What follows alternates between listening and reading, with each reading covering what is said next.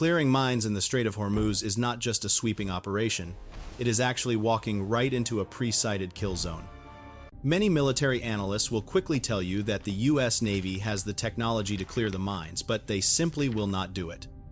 What they completely fail to mention is how Iran uses smart influence mines not as a defensive wall, but as a very deliberate funnel. This funnel forces specific ships directly into the waiting crosshairs of deadly drone swarms and heavy shore-based ballistic missiles. Here is the raw and completely unclassified tactical reality about this lethal aquatic battlefield that nobody else is talking about yet. To truly understand this maritime standoff, you must stop looking at these submerged weapons as a traditional World War II-style blockade. You need to elevate your strategic thinking by introducing the highly complex concept of the anti-access area denial military kill web. Tehran is absolutely not running a blind and random explosive barrier across the most important energy transit corridor in the entire world. Instead of a chaotic scatter of explosives, the Iranian naval forces are meticulously orchestrating a highly selective maritime blockade. In this terrifying and modern combat ecosystem, the naval mine itself is no longer the primary weapon that is designed to sink the fleet. The explosive devices resting silently on the seafloor serve as the unyielding anvil in a brutally calculated and asymmetric naval trap. Meanwhile, the shore-based anti-ship missiles and swarms of fast attack boats act as the devastating hammer waiting to crush the target. This means clearing operations are not about simply removing explosives from the water, they are about dismantling an integrated defense. Somewhere beneath the dark waters of the strait, buried completely in the deep silt on the seafloor, sits a steel cylinder waiting. No advanced radar system can see it, no military surveillance satellite can detect it, and it emits absolutely no tracking signal at all. This cylinder generates no detectable thermal heat signature and makes absolutely no sound while it patiently rests in the ocean depths. It waits inside that pressure chamber, with a hydrophone sensor constantly listening for the specific vibration of an approaching warship. When a massive target passes within its lethal activation range, the internal computer system rapidly classifies the incoming data signal. The entire architecture of this coastal defense strategy is built around exploiting the predictable movements of heavy international ships. Every single component of the kill web works seamlessly to ensure that no hostile vessel can traverse the channel without extreme risk. The US Navy understands that sailing into this layered kill zone requires a massive strategic recalibration before any action is taken. This is where the concept of a selective blockade becomes terrifyingly clear to naval commanders and global maritime shipping operators. These modern bottom weapons do not need to be touched, they wait for the specific acoustic and magnetic signature of a hostile warship. This explains why a Chinese commercial oil tanker can peacefully sail through the dangerous strait, completely unharmed right this second. But the absolute moment the unique acoustic profile of a US Arleigh Burke-class destroyer passes overhead, the deadly system triggers. In less than 2 seconds, a solid fuel rocket motor fires a massive warhead upward through the water column at terrifying rocket speed.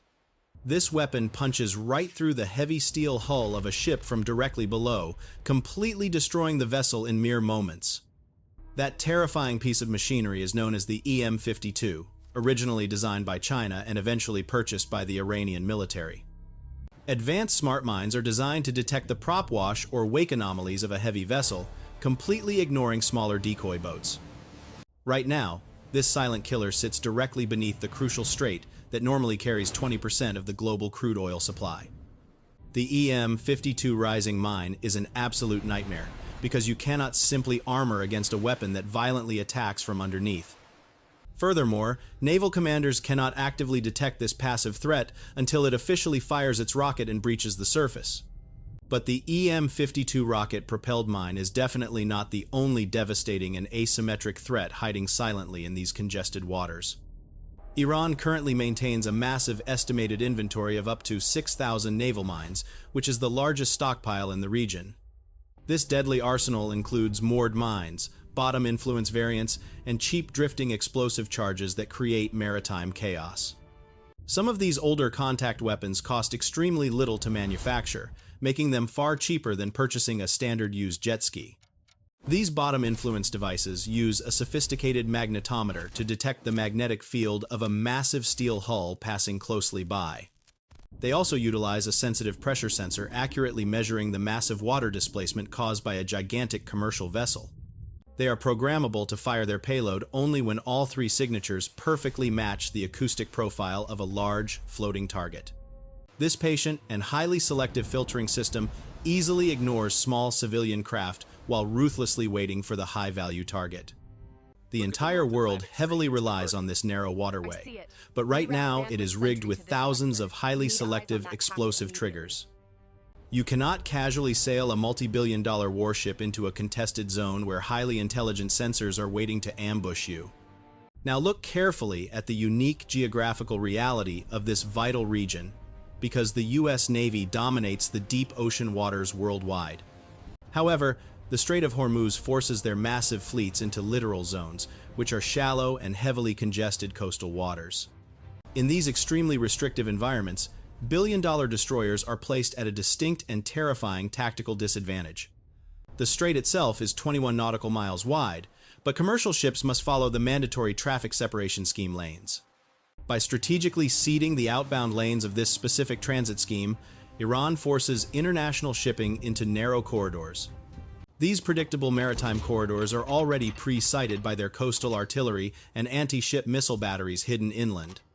Iran does not need to physically mine the entire strait to achieve their goals.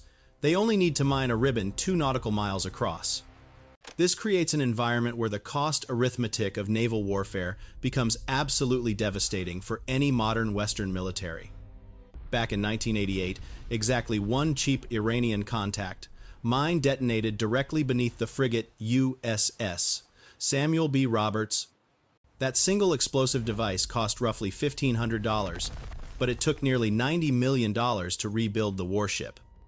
You are looking at a catastrophic cost-exchange ratio of 1 to over 1 million, which is unmatched in the history of modern combat.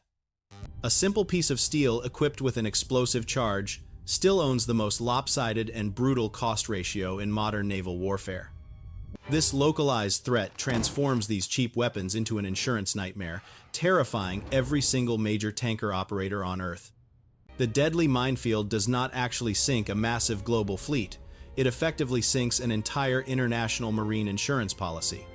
The vital maritime choke point ultimately closes not by direct military fire, but by the paralyzing market fear that needs just one example. The United States Navy possesses advanced robotic clearance technology that absolutely no other maritime force on Earth currently has. They utilize airborne laser mine detection systems from helicopters, unmanned surface vessels hunting with sonar, and precision kill drones. These incredible systems include the ALMDS laser scanner, the CUSV robotic boat, the UISS decoy tower, and the deadly Archerfish drone. All of these futuristic systems are operated remotely so that not a single vulnerable American sailor ever has to enter the deadly water. So with all of this incredible unmanned technology ready to deploy, why is this vital economic waterway still completely closed right now? This is the critical tactical reality where most military analysts completely misunderstand the modern vulnerability of clearance operations. Deploying slow-moving unmanned underwater vehicles or large MH-53E Sea Dragon helicopters makes them incredibly easy targets to destroy. Operating these complex clearance platforms without establishing complete force protection from shore-to-ship missiles is a suicide mission. These highly advanced laser-scanning helicopters and robotic surface boats are practically sitting ducks in this contested littoral zone. These units would be immediately overwhelmed by cheap drone swarms and targeted by sophisticated mobile air defense systems located nearby. Modern warfare is incredibly complex, and simply sweeping the explosive mines is only a very tiny fraction of the actual defensive battle. So, if the laser flies and the drone kills, why are the oil tankers still anchored far outside the restricted strait right now? The U.S. Navy does not solve daily news headlines because they are strictly focused on solving a highly complex military equation. This specific strategic equation has 3 critical variables that must absolutely converge before the clearance solution is optimal. If you sweep the active minefield while Iran is still manufacturing new weapons, you are mopping a floor with the faucet running. You clear 100 devices, and they simply lay 200 more, ensuring the vital shipping corridor never actually opens. Therefore, the military commanders decided they must completely shut off the dangerous manufacturing faucet before doing anything else. Operation Epic Fury has successfully destroyed 26 Iranian vessel targets, including 16 intercepted directly at sea. Central Command has also confirmed continued kinetic strikes against regional storage depots and deep underground manufacturing sites. The ultimate result is that no new explosive devices are being manufactured, and no specialized ships exist to effectively lay them. The dangerous production faucet is finally shut, and the ocean floor is officially ready to be swept by the advanced robotic fleet. However, the coastal clearance ships carry the most advanced hunting technology, but they do not carry significant weapons for self-defense. An unmanned clearance vessel operating inside a live minefield is extremely slow and highly vulnerable to the remaining coastal threats. Sweeping these dangerous underwater explosives absolutely requires a massive and heavily integrated protective combat air bubble overhead. This protective combat bubble is officially called the USS Tripoli, carrying up to 20 stealth fighters and thousands of Marines. The Tripoli departed the Western Pacific and is currently transiting at extremely high speed directly toward the tense Middle East. The robotic clearance operation simply does not begin until this massive protective aerial bubble is locked securely in position. This brings us to the final variable that almost everyone misses, because the strait is not completely sealed off yet. A small handful of ships still transit daily, but these explosive devices do not actually check the nationality of the hull. The exact same smart mines that terrorize international commercial tankers also severely terrorize Iranian oil exports. Iran normally exports over 1 million barrels per day, but since the weapons went down, their crude loadings have collapsed.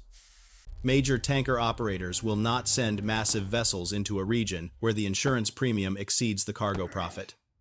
The global energy market is currently watching this unprecedented maritime standoff with an extreme level of financial desperation.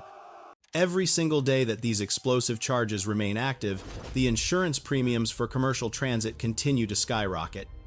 This creates a catastrophic financial burden for international shipping companies that rely on moving massive volumes of crude oil. The Iranian military essentially built a terrifying defensive weapon to completely close the strait to everyone else. By successfully deploying this massive threat, they accidentally closed the most important shipping channel to themselves. The leadership in Tehran fundamentally miscalculated the severe economic blowback that their own aggressive military strategy caused. They deployed a massive underwater trap intended to bleed the American economy, but it ultimately paralyzed their own financial stability.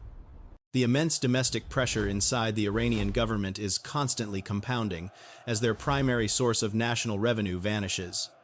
These thousands of submerged weapons effectively operate as a devastating economic siege, working directly for the U.S. Navy. Without a single additional shot being fired by American forces, the Iranian government hemorrhages irreplaceable revenue.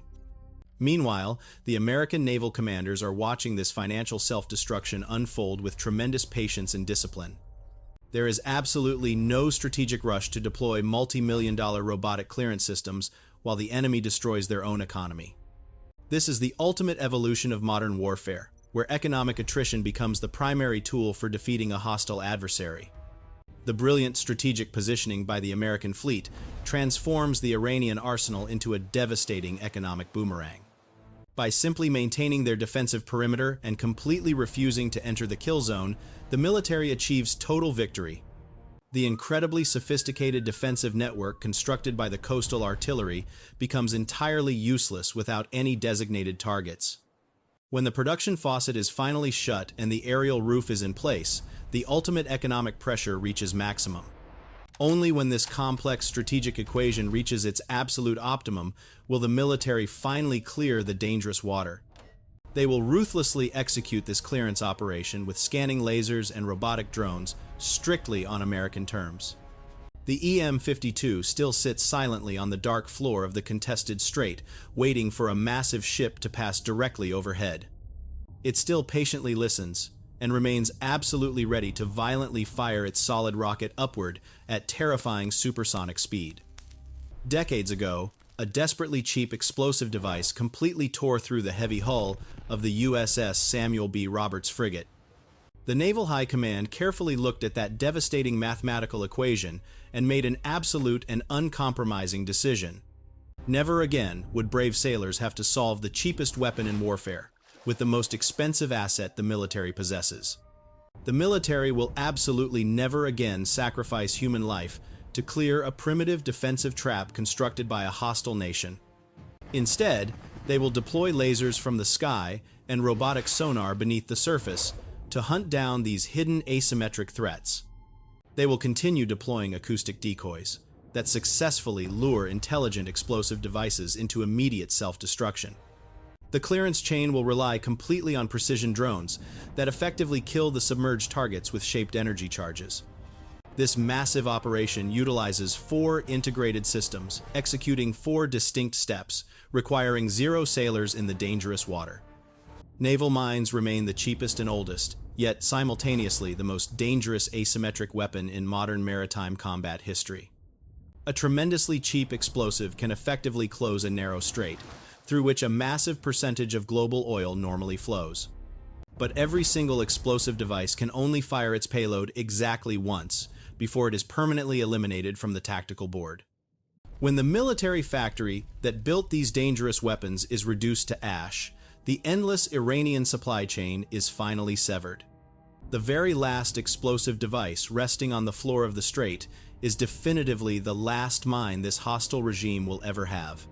Here is the absolute billion-dollar strategic question that everyone analyzing this geopolitical crisis needs to carefully answer. If these mines are actively hurting Chinese oil supply right now, far more than they actually hurt the US domestic economy, should the naval fleet just leave them there and strictly let Beijing deal with the massive geopolitical mess created by Tehran? Please be sure to carefully let me know your honest tactical takedown regarding this situation. Write down in the comments section.